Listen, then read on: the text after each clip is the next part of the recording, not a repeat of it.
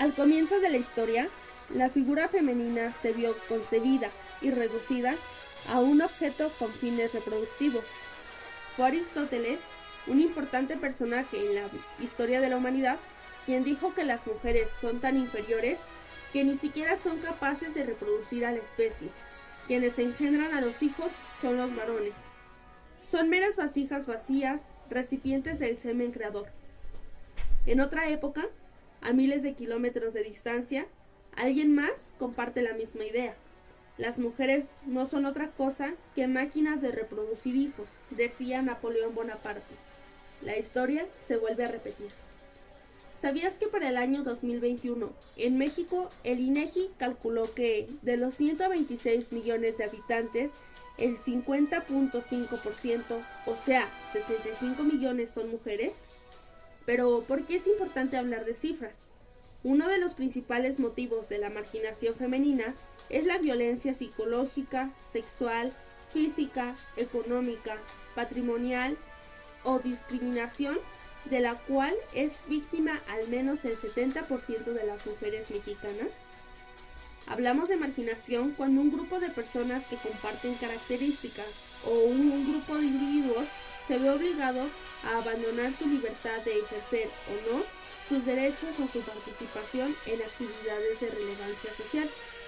Un claro ejemplo de la marginación femenina son las obras escritas por Elena Garro e incluso su vida misma. Veamos dos ejemplos. En el texto Los perros, la narración gira en torno a dos mujeres, madre e hija. La pequeña niña se enfrenta a repetir la misma historia que su madre. Ser raptada por un hombre mayor con el fin de ser abusada sexualmente y explotada como madre de familia y ama de casa, con una inexistente posibilidad de reencontrarse con su antigua familia. Estos hechos suceden gracias al apoyo de un hombre cercano a las protagonistas.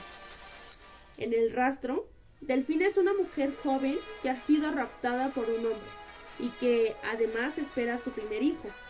Sin embargo, ocurre una tragedia. Su esposo la asesina por la simple razón de considerar que está perdiendo su hombría, por tener que vivir el resto de su día en unión a aquella mujer. Sin darle la oportunidad de iniciar una vida lejos de él, prefiere matarla. Estas obras se convierten en un reflejo de la sociedad mexicana a través del tiempo, un reflejo que también se presenta en la vida de Garro. Hay una barrera importante que la escritora logró romper: la libertad de tener opciones. Por un lado, su padre, que compartía una ideología liberal, y por el otro, su madre, que rompía con los estándares establecidos sobre el comportamiento de una llamada buena mujer, al disfrutar de cultivarse intelectualmente. Esta situación benefició que Garro expandiera sus conocimientos y sus capacidades, convirtiéndose en una mujer interesada en la libertad de expresión a través de la danza, la lectura, la escritura, la pintura y el teatro. A pesar de ser una mujer con múltiples capacidades y merecedora del premio Javier Villaurrutia por contar con las características de los mejores escritores, Garro no era considerada como parte de dicho grupo, no por falta de talento, más bien por cuestiones de género, de política y de poder. Poder que tenían en sus manos aquellas figuras masculinas influyentes, por la que existieran impedimentos en la publicación y difusión de los textos escritos por Garro. Aunque el caso expuesto ocurrió en el siglo pasado, esta ideología sigue en pie hoy en día. ¿Qué retos enfrenta la mujer actual? Las mujeres que viven en las zonas urbanas constantemente son víctimas de violencia psicológica, física y sexual, lo que desemboca en individuos sin libertad de expresión y que se inclinan por permanecer cubriendo las tareas del hogar, por temor a ser recriminadas o violentadas en mayor grado.